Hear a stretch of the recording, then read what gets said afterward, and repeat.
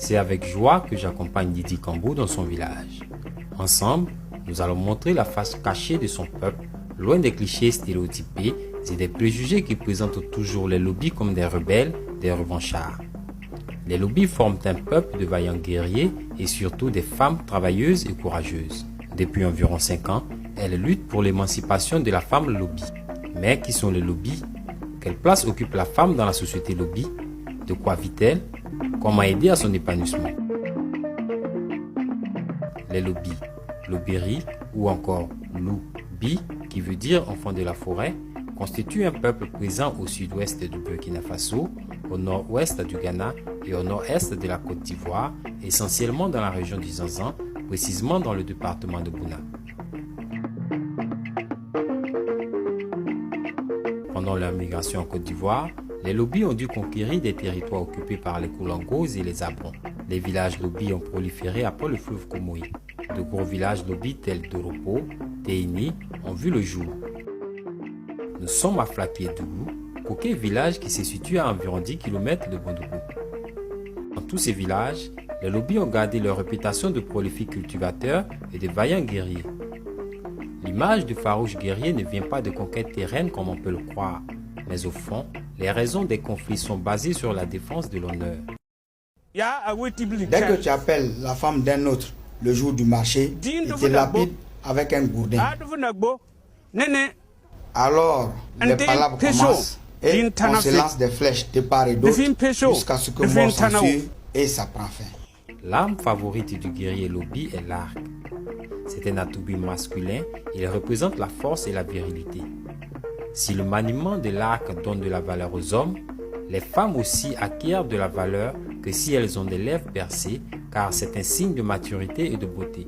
Cette tradition, qui avait une grande importance autrefois, a aujourd'hui disparu.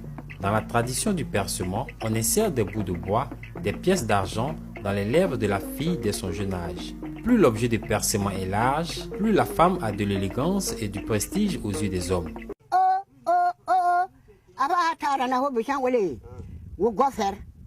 C'est à l'âge de 10 ans que les lèvres de la jeune fille sont percées. Dès que la plaie se cicatrise, on y insère 2 plaquettes de bois ou de métal.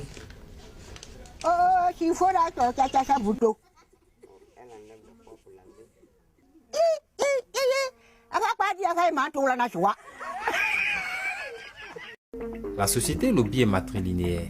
Cette règle s'applique toujours dans le cadre du mariage. L'enfant est l'héritier de son oncle. Pire, à l'époque même, l'enfant ne portait pas le nom de son père, l'enfant portait le nom de sa maman, de sa famille maternelle. Quand c'est une jeune fille qu'on doit donner en mariage, toujours c'est le côté maternel qui intervient. Le père ne peut en aucun cas donner sa fille en mariage sans en informer au préalable l'oncle de la fille. Comme dans bien de sociétés africaines, la femme lobby n'a pas la parole en public. Elle ne prend pas de décision. Mais fort heureusement pour elle, elle peut refuser un mari que veut lui imposer sa famille. Mais à quel prix?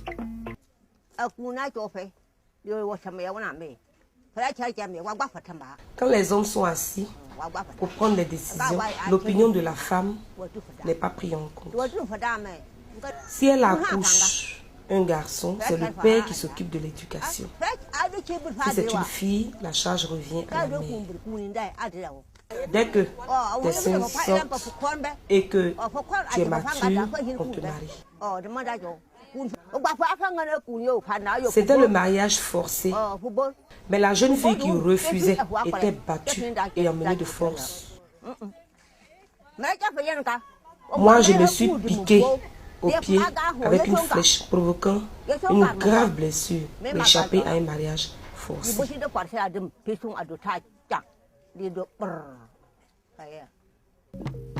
Dès son jeune âge, la femme lobby apprend à entretenir sa maison, à faire la cuisine, confectionner le kabato, piler le foutou d'igname, s'occuper de son mari et même fabriquer quelques ustensiles de cuisine.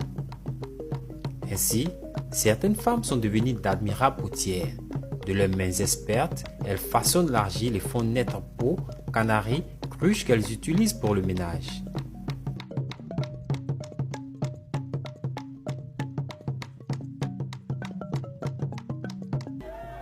Notre excursion dans l'univers de la poterie fut écourtée par des chants, des cris, des pleurs. Pas loin de là, un patriarche Lobi est mort. Pendant les funérailles, les femmes chantent et dansent au son du wolo.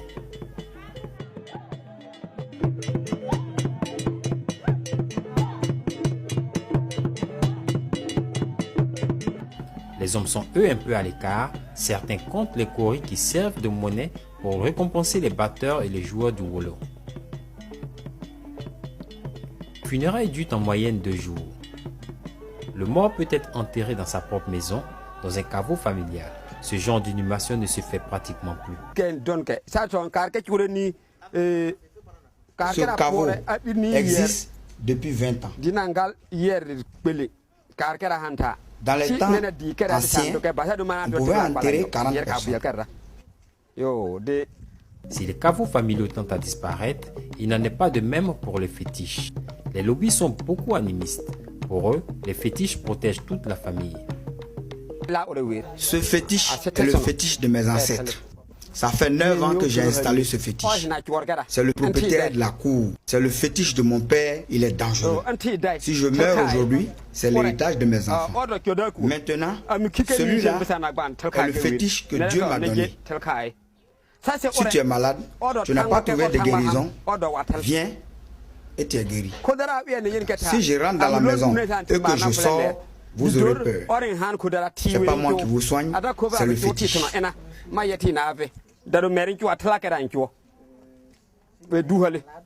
Après les récoltes, seuls les hommes ont le droit de vendre leurs produits.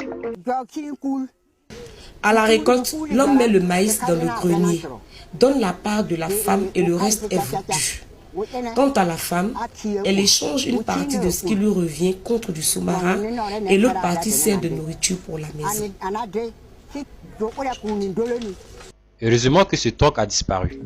Aujourd'hui, à côté de la culture de l'igname, du maïs et des vivriers tels que les tomates, la femme lobby confectionne et commercialise le chapalo, le soumara et le beurre de karité.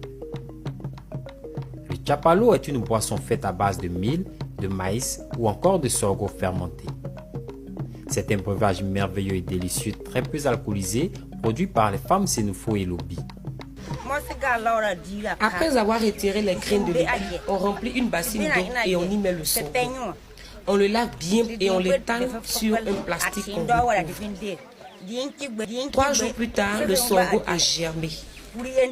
On le détache et le fait bien sécher. Devenu sec, on le pile dans un mortier. Je verse la poudre dans un fût rempli d'eau. Je pile l'écorce appelée yole jusqu'à obtenir une masse onctueuse, ce qui donnera la malt à la boisson. Je la mets dans le fût où j'ai mélangé la poudre de sorgho et l'eau. Je mélange très bien et renverse cela dans une grosse marmite. Après cuisson, on le ramasse et le remet dans le fût, puis on le ferme. Le lendemain matin, on filtre pour recueillir le jus. On met le jus obtenu au feu pour cuisson. Quand c'est froid, on le met dans le fût, puis on y ajoute de la levure pour le fermenter. Le lendemain, la boisson est prête à être fondue. Très bonne bière, qui ne constipe pas. Vraiment, c'est la meilleure. C'est vrai que c'est difficile la fabrication, mais par la grâce de Dieu, on va se battre pour moderniser. Juste le temps pour nous de nous désaltérer et on y répare. Pendant la confection du soumara, Lydie se met à la tâche. Le soumara est un assaisonnement fort. Il peut aussi servir de remède contre la tension artérielle. On va au champ cueillir les gousses de mairie. Une fois à la maison, on pile les gousses dans un mortier pour extraire les grains. Après avoir extrait les grains, on les fait sécher et on les garde dans la maison. Une semaine après, on passe à la préparation du soumara. On met les grains séchés dans une marmite qu'on laisse cuire pendant 30 minutes. Après, je les pile dans un mortier pour les débarrasser de leur pulpe. Ensuite, on les lave à grande eau à l'aide d'un canari perforé pour les débarrasser de toute impureté.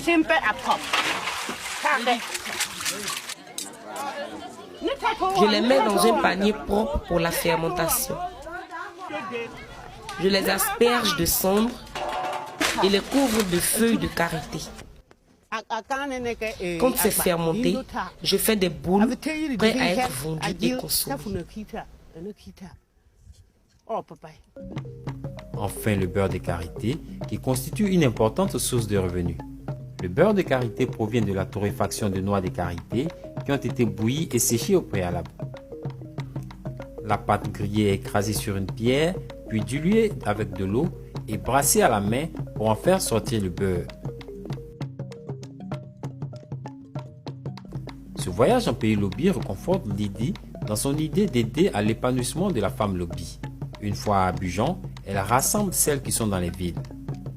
Ensemble, elles ont trouvé des solutions. D'abord, se regrouper en coopérative, moderniser la fabrication de ces produits afin de les rendre plus compétitifs sur les marchés. La création d'une coopérative nous permet de mieux valoriser nos produits locaux. Nous pensons moderniser la fabrication du tchapalo. Le tchapalo peut être transformé en liqueur. Concernant le soumara, nous voulons le vendre moulu dans de jolis pots bien conditionnés dans les supermarchés.